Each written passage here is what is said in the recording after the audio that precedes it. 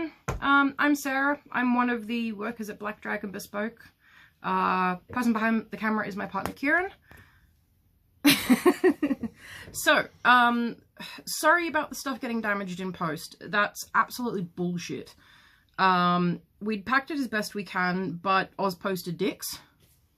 So we're just gonna have to courier everything else from now on, I think. So in terms of your rifle, here is one we prepared earlier. So this was our draft for yours. I have the same trigger base that is in yours, just out of MDF.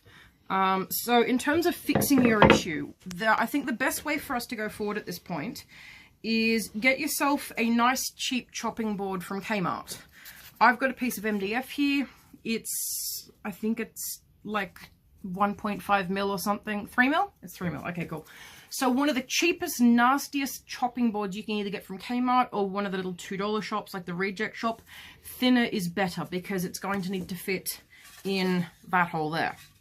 So what you're going to want to do, grab yourself your handy dandy Stanley, chop yourself out a nice little bit of chopping board. The reason we're picking chopping board is because it's got really awesome low friction properties while also still staying in place. What you're going to want to do is get one that's about as big as the length of that hole there. You're going to need some cyanoacrylate, just really cheap bodgy super glue from, again, any $2 store will do.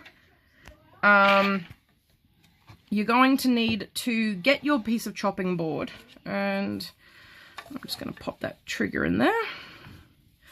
Apply some glue, and on the side where it's digging into the actual wood, you're going to want to get that bad boy all the way up in there. Get a tool if you need to. Obviously, it's not going to look the same as yours, given that I've got an MDF trigger and I don't have the spacers in.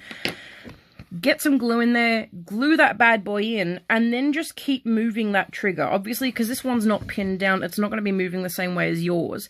But what that chopping board's going to do is give you that nice spacer, and you're going to have that ease of movement. Worst case scenario, and you stick it in the side it needs to be, and it's still really gummy. I don't think I've got my thing of inox in here.